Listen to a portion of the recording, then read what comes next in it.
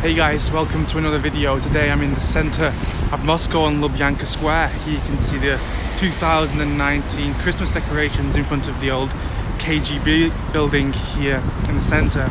And today I'm going to walk through some of the main streets of Moscow into Red Square, and I'm going to tell you all about Christmas in Russia and the differences between Christmas in the West and the UK and Christmases here in Russia. As you can see, I'm really cold. The temperature feels like minus 17. It's actually minus 12. This is probably the coldest I've ever felt in my life. So I'm not going to be out here for long. I'm going to walk down the road. I'm going to walk to Red Square. I'm going to show you all the lights, and I'm going to tell you 8 differences between Russian and Western Christmas. I hope you enjoy. I hope you enjoy my sacrifice. It's really cold. Enjoy the video. So the first real difference I'd like to point out is that Russians don't really care about Christmas. Unlike in Western Europe and the US, Russia sees Christmas as primarily a religious holiday, which doesn't have any secular traditions associated with it. State atheism in the Soviet Union moved all celebrations from Christmas to New Year, and this persists until today. And for the vast majority of Russians, it's just a day off that can be used at one's discretion. So most of the stuff I'll talk about in terms of Russia is actually more about New Year celebrations rather than Christmas. The second thing I'd like to mention is that Western churches celebrate Christmas on December the 25th, whereas in Russia it's on January the 7th.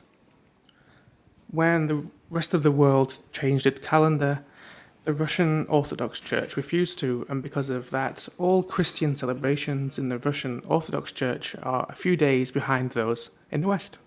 Christmas is no exception. In the West, most countries give very few days off around Christmas and New Year. In Russia, the exact dates vary based on when the weekend is, but Russians can get up to 10 days off. This year, Russians will be off work until the 9th of January, which is a really great break from real life. The Christmas tree in Russia is actually called a New Year tree. While some people are content decorating it with modern ornaments, lots of other people prefer a more classical Soviet style. The star on the top of the tree is actually red in Russia instead of the Western golden Bethlehem star, or as some people prefer, an angel. Ded Moroz, or Grandfather Frost, is the Russian equivalent of Santa Claus, but there are some significant differences between Santa Claus Father Christmas and the Russian Ded Moroz. Ded Moroz actually has a granddaughter who goes around with him called Snegurочка, Snow Maiden. And what's strange is Ded Moroz actually lives in one village, Great Ostrog, and his granddaughter, Snegurочка, lives around 600 kilometers away in a different village, Kostroma. But on New Year's night, they go around Russia giving presents to all good little kids. The sixth thing I'd like to talk about is, well, it's a little bit difficult because every country in the world has its own traditions, so it's hard to talk about the West as a whole. And in this situation, I'd like to talk about food. In the UK, a Christmas meal normally includes turkey, roast potatoes, stuffing, pigs in blankets, Brussels sprouts, gravy, cranberry sauce, and a Yorkshire pudding. In the US, they are less strict about the meat because they eat turkey on Thanksgiving. In many European countries, families mainly eat duck. In Germany, the main dish is goose. Portugal, it's carp. So yeah, it's really hard to say what is Western, but it's actually really easy to say what's Russian. The most important dishes to have on a Russian New Year's Eve dinner table are salads, and 2 are called herring under fur and olivier. Herring under fur is a layered salad where the herring fillet layer is followed by boiled potatoes and green apples. It's weird as hell, but it's super popular. Olivier is a salad eaten throughout the year, but it's actually mandatory on New Year's Eve. And throughout the world, it's often known as Russian salad. It's a finely mixed, chopped bunch of different things, including boiled eggs, sausages, and marinated cucumbers, often, no, actually always seasoned with mayonnaise sauce. Other things you might find include tangerines or mandarin oranges, which are also popular in North America at this time of year.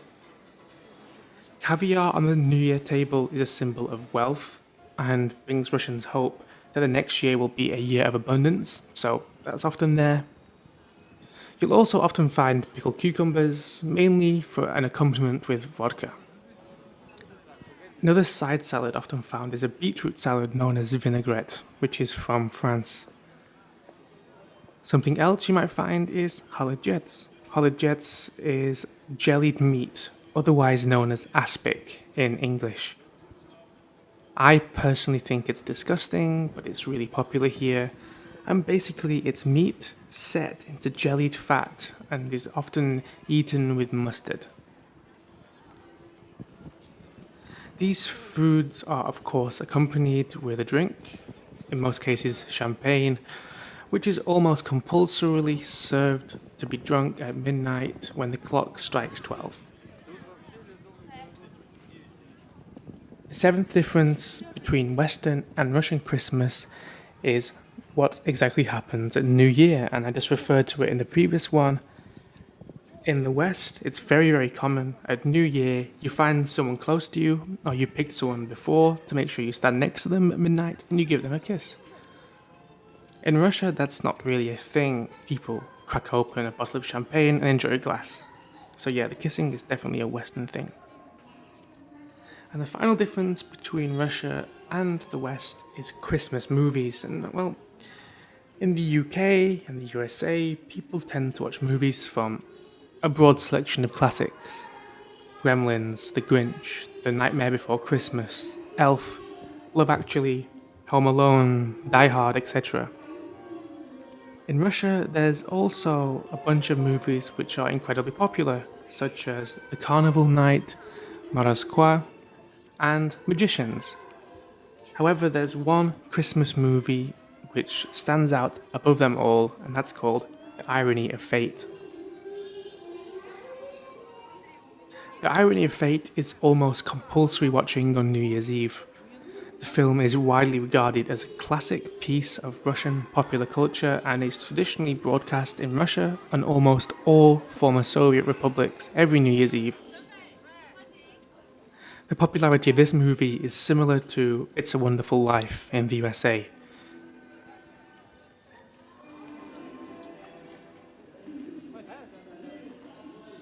The compulsory nature of this film is shown in a common joke in Russia, and I'll tell you this joke in Russian with English subtitles. The joke goes: Тебе сколько лет? Не знаю. А сколько раз ты смотрел фильм «Ирония судьбы»? Ну, раз 20. Значит, тебе 20 лет. Okay guys, I hope you found that funny. Thanks for watching this video. If you did like it, please like, please comment, and most importantly, please subscribe. I really appreciate it. Thank you very, very much, and goodbye.